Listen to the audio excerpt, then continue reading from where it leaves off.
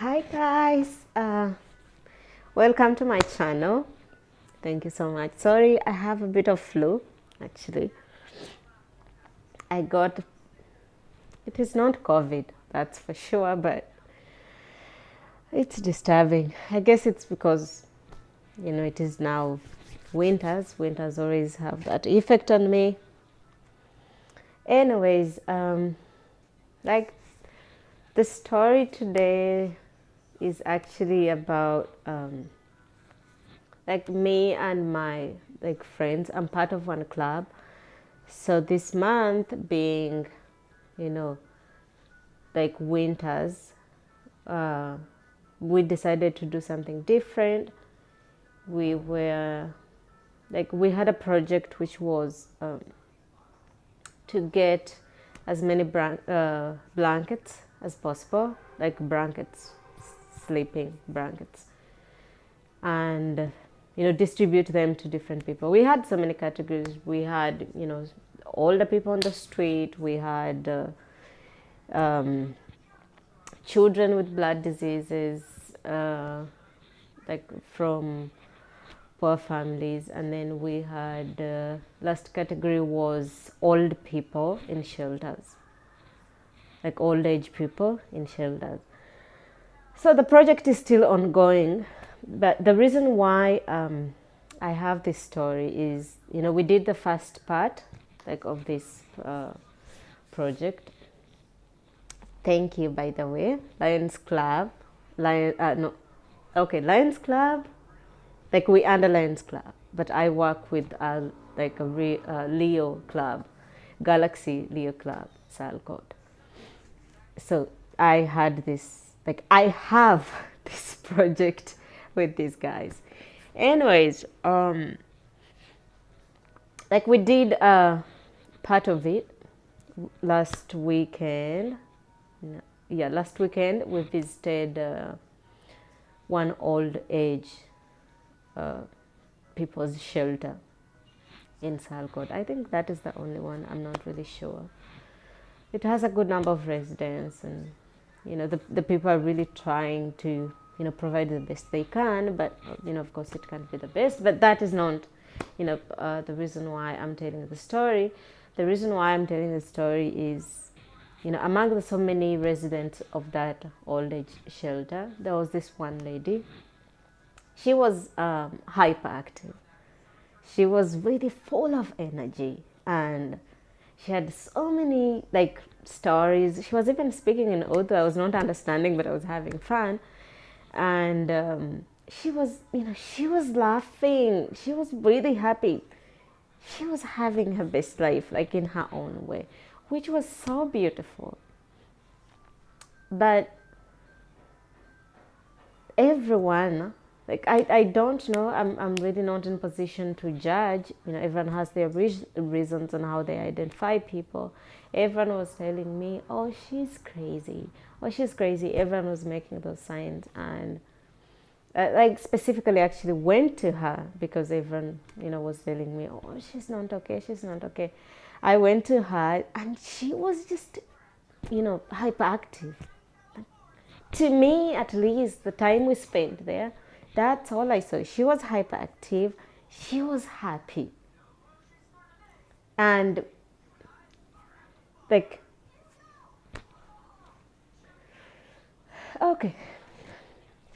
The part that I want to talk about, she kept apologizing to me so many times. Every time she would tell me a story or just hug me or do something with a big smile. After a few minutes, she would kind of get conscious and apologize, nervously she would apologize to me if she has made me feel uncomfortable. And that was the saddest thing that I've ever had to see in my life. This is an older woman. We're talking about 60s or late 50s. I'm sorry. I'm not here to diagnose anyone, but I think that woman doesn't have anything wrong with her, that requires that much screaming of, she's crazy or she's mental or she's this. Like, she has her own way of adapting with things. And most importantly, she really, she is uncomfortable because everyone has called her crazy. Because so many people keep calling her crazy, that is why she has to be going first. She's happy, she's expressing herself, she's having a good time. Then she remembers, oh, that's a crazy behavior.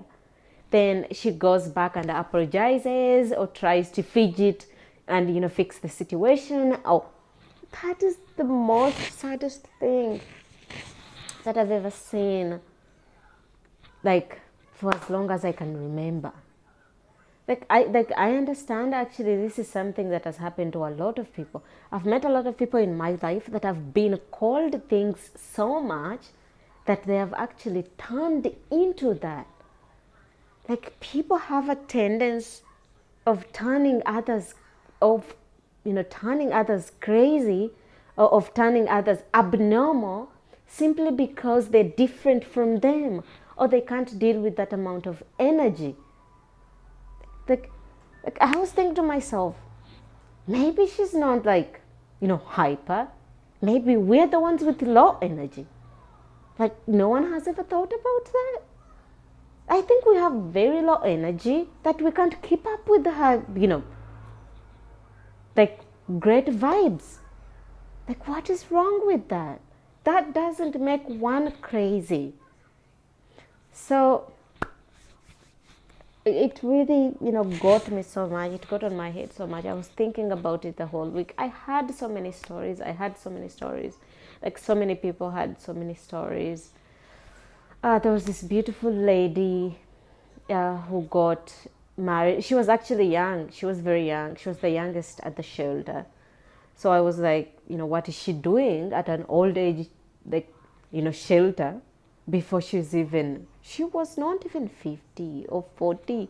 She was around 38 or closer to 40. And I was like, well, she got divorced and no one was taking her in, since she didn't have, her family didn't accept her back. Since she didn't have anything or didn't have anywhere to go, she just gave up her life and committed to a shelter. Okay. Again, trying so hard not to judge people, but I really think that, what would one person cost, on a family? When are we going to start living actually in real honor? Because when people talk about honor, they just talk, oh, my honor in the society. Your honor is the well-being of your people. There is nothing honorable about turning away a divorced sister. There is nothing honorable about, turning a blind eye on your kids or on your parents in the name of my marriage status. My good Lord, I'm really trying so hard not to react on that, but I just couldn't do it. There were so many stories. For one thing, I'm really grateful that all those men, all those women, although most of them are very old, above 60, most of them are in their 80s, they barely get out of bed or move.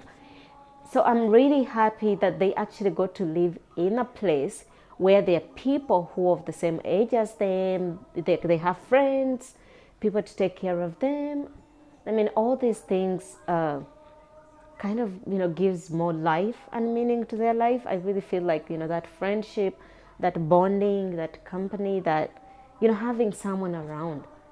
Because most of these people in their, actually own families, they were just, put in one room. No one, barely goes there to spend hours with them. Now they have a full-time roommate. And they have, a place where they all gather, all old people gather, and they just have a good time. So Yeah, it is really hard to, stay without one's own family. But I really feel like family, like, are just people that love us and we love. So family can always come out of any group of people. It doesn't matter if they're biologically related or not. So that is one thing that really made me happy, like in that place. Like it is, like I'll tell you honestly, the whole time I was at the shelter, like I had so many emotions that I was really overwhelmed. Like I didn't know what to do. Like in the end, I just decided to be hugging everyone and just, just, I don't know, like I just didn't know how to behave. Because in Uganda, we don't have shelters. Ugandan population is still smaller. So most of the people have what we call, village, homestead style. So for most of the people you're going to meet in cities, they also have like village or homesteads. So most of their elders stay in the family, but usually in village homesteads where they're taken care of, or there's like one person or two still in the family, still on the siblings, or they move on with one of the brothers but are welcome to go to sister's house. They can live with the sister, like those who have kids. Like those who don't have kids and don't have any family at all, still in most of the villages, they're taken care of by the people of the village, like those who are like very old.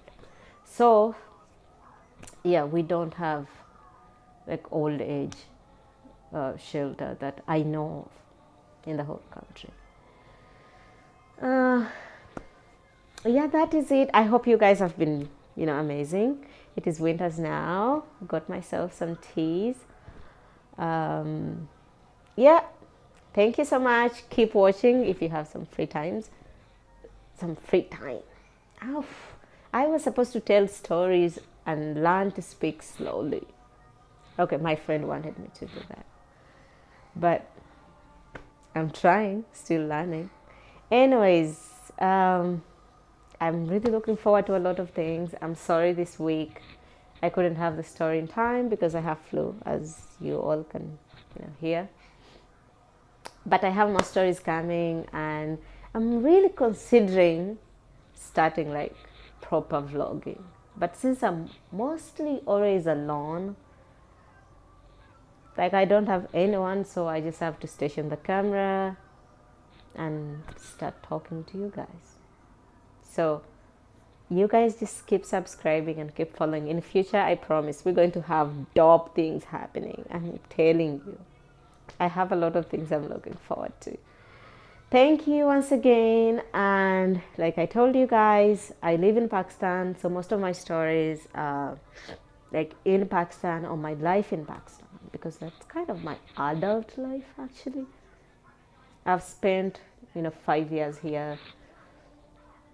Most of it goes in family and social work, but still it's kind of my adult life. Thank you so much. Love you all, and more stories are coming.